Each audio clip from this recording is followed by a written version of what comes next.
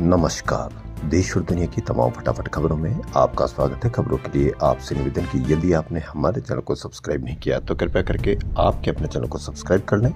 आप सब्सक्राइब करते हैं तो हमें हिम्मत होती है सही और सच्ची खबरें आप तक पहुंचाने की, वरना मीडिया किस तरह की खबरें आपको दिखाता है, किस तरह से पेश करता है, यह आप भली भांति जानते हैं। मीडिया में बांग्लादेश की पल पल की खबर आई, लेकिन अरावली को लेकर कितनी खबरें आई, वहीं दुष्कर्मी सेंगर को लेकर कितनी खबरें आई, सेंगर के समर्थन में कितनी खबरें आई और सेंगर की पीड़िता की कितनी खबरें आई। यही अंतर आपको समझना है कि जो मीडिया बांग्लादेश की पल पल की खबर दिखा सकता है, उसने अरावली और दुष्कर्मी सेंगर की खबरें क्यों नहीं दिखाई। क्योंकि सेंगर की और अरावली पर आपको खबरें दिखाएगा तो आपके मन में सवाल होंगे, और मीडिया यही नहीं चाहता कि आपके मन में कोई सवाल हो। तो क्या है आज की बड़ी खबरें। 4 राज्यों के 37 जिलों में फैली दुनिया की सबसे प्राचीन पर्वत श्रृंखलाओं में से एक अरावली पर मंडरा रहा संकट फिलहाल टल गया है। सुप्रीम कोर्ट ने अरावली की नई परिभाषा से जुड़े स्व प्रेरित प्रसंज्ञान मामले में 20 नवंबर को दिए खुद के आदेश व दिशा निर्देशों को स्थगित कर उनकी क्रियान्वयन पर आगामी सुनवाई 21 जनवरी तक रोक लगा दी है। वहीं सुप्रीम कोर्ट ने मामले की जांच के लिए विशेषज्ञों की हाई पावर्ड कमेटी बनाने के लिए भी कहा है। यानी अरावली का संकट फिलहाल टल गया है। अब देखना यह है कि यह संकट कब तक टला हुआ रहता है। वहीं 2017 के उन्नाव दुष्कर्म केस का दोषी पूर्व भाजपा विधायक कुलदीप सिंह सेंगर जेल में ही रहेगा। सुप्रीम कोर्ट ने उसकी उम्र कैद की सजा दिल्ली हाई कोर्ट द्वारा निलंबित करने के फैसले को स्थगित कर दिया है। कोर्ट ने कहा कि इस मामले में कई अहम कानूनी सवाल उठे हैं, इसलिए सेंगर को जेल से रिहा नहीं किया जाएगा। कोर्ट ने सेंगर को नोटिस जारी कर 4 हफ्ते में जवाब मांगा है।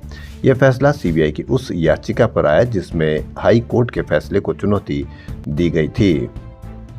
बांग्लादेश में एक व्यक्ति को मारा गया, पूरा मीडिया उस पर इस तरह से कवरेज कर रहा था जैसे बहुत बड़ी खबर तो है ही, लेकिन इतनी कवरेज यदि उसने उत्तराखंड के छात्र एंजल की खबर दिखाई होती तो हमको लगता कि हम बिल्कुल सही न्यूज या मीडिया की नैतिकता की खबर देख रहे हैं। लेकिन इस उत्तराखंड की खबर को बिल्कुल भी नदारद किया गया। वह छात्र की मौत हो गई, उसके बाद इसकी खबर दिखाई जाने लगी।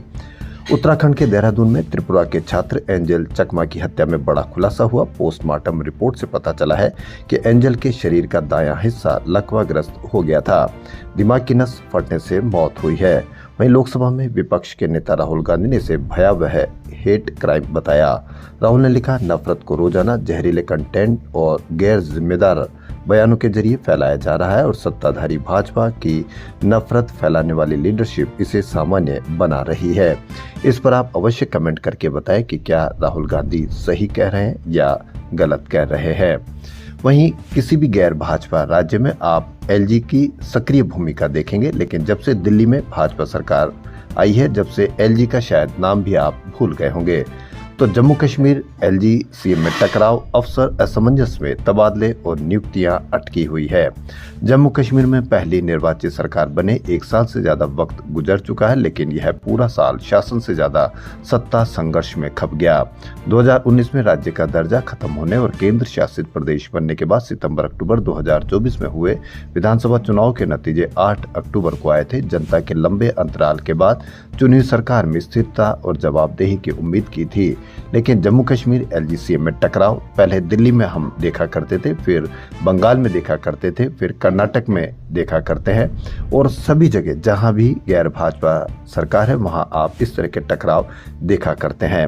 लेकिन दिल्ली में जब से भाजपा सरकार आई, आपने एलजी का कहीं पर भी कोई बयान या कहीं पर भी कोई टकराव जैसी पोजीशन देखी या नहीं देखी। वहीं एक देश में अल्पसंख्यकों की स्थिति को लेकर दूसरे देश की टिप्पणियों से सख्ती से खारिज कर दिया।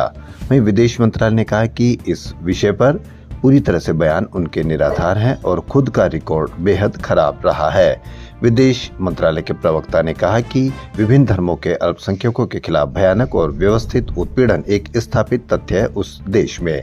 उन्होंने कहा है कि अल्पसंख्यकों के साथ हो रहा उत्पीड़न जग जाहिर है और किसी भी तरह का आरोप प्रत्यारोप इसे धुंधला नहीं कर सकता है। दरअसल उसके विदेश मंत्रालय के प्रवक्ता ने कहा कि कई जगह धार्मिक त्योहारों के दिन कथित तोड़फोड़ और अल्पसंख्यकों को निशाना बनाए जाने के आरोप लगाए थे। अमेरिकी राष्ट्रपति ट्रंप फ्लोरिडा स्थित मार-ए-लागो में इजरायल के पीएम बेंजामिन नेतन्याहू से मुलाकात करेंगे। यह दोनों नेताओं की इस साल अमेरिका में 5वीं मुलाकात होगी। वहीं यूक्रेन और अमेरिका के बीच शांति वार्ता में प्रगति के दावों के एक दिन बाद रूस ने यूक्रेन पर गंभीर आरोप लगाए।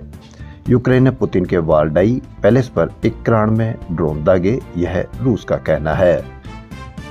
देश और दुनिया की तमाम फटाफट खबरों में फिलहाल इतना ही। धन्यवाद।